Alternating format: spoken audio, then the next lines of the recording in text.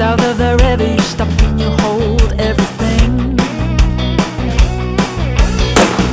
A bells from Dixie, double four time. You feel alright when you hear that music play.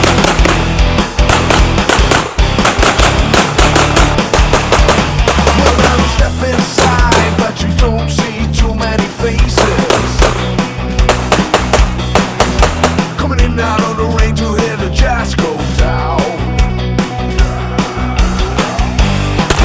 Competition in other places. Oh, but the horns, they blow that sound. Way on downtown. Way on downtown, London town.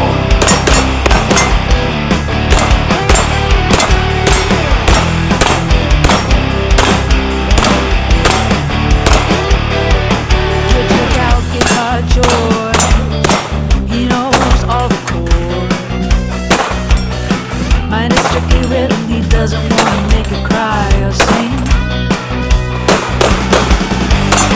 Red-handed old guitar is all he can afford. When he gets up in the night to play his thing.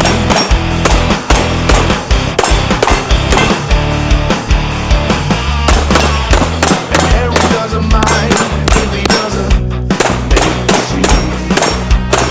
He's got a daytime job, he's doing alright. He can play the honky tonk like anything.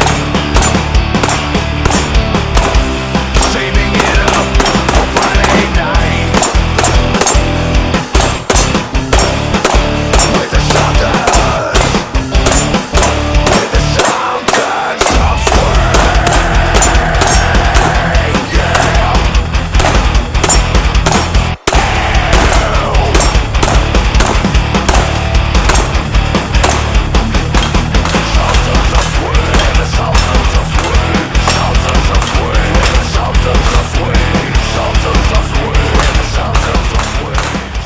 Hey dudes, Reagan with Texas Defense Articulations here again with the full rail TRP operator. Most of you guys saw my old video, just look on my channel, with my half rail that's got, now it's got over 100,000 rounds through it. I may throw a few extra on there, maybe do a follow-up video on that. But I did get a specific request for the full rail TRP. Kind of surprised me because there's quite a few videos out on this particular style of gun, but got the request, so why not do it? I own one, right? So my buddy Aaron Verzerak decided to get rid of this thing, and I ended up selling my extra half rail that I had in order to go ahead and pick this up from him. Originally, I had a full rail, and then I ended up getting rid of it because I had holster compatibility issues, but it seemed, I went and started looking through my holsters again when this one came up, and I no longer have any that have the compatibility issues. Most of the time now, when you're requesting a holster that is for the TRP, they tend to cut it for this full-length rail. So why does the full-length rail even exist? Well, originally, when these came out, it was difficult. There wasn't a whole lot of guns out there that you could get a rail on. There might have been none. I can't remember. Hilton with 10.8 Performance carried one of these on duty with a big, giant ding-a-ling light on the front of it because there wasn't any standardization on light attachments or anything like that. So they put this giant rail on there, and he even has one where the light is sticking way out in front of the muzzle, and of a 5-inch gun, which is a pretty big old light right there, right? Like 15 lumens from back in the day. But that's the reason that rail is there. There's not a whole lot of other benefits to it to that, other than it's more weight on the end of the gun. If you look at all the videos that were of me shooting today, and you know, if there's any more, I shot this in competition a few times, you really see how flat shooting this 45 auto pistol is, and a lot of it has to do with, yeah, it's a full 5-inch gun. It has a cone barrel, has a rigid guide rod all the way through, and this extra rail is all the way, it puts a lot of weight towards the front of the gun. It makes it where that thing just likes to stay on target. It does not recoil off like a more traditional 1911 would.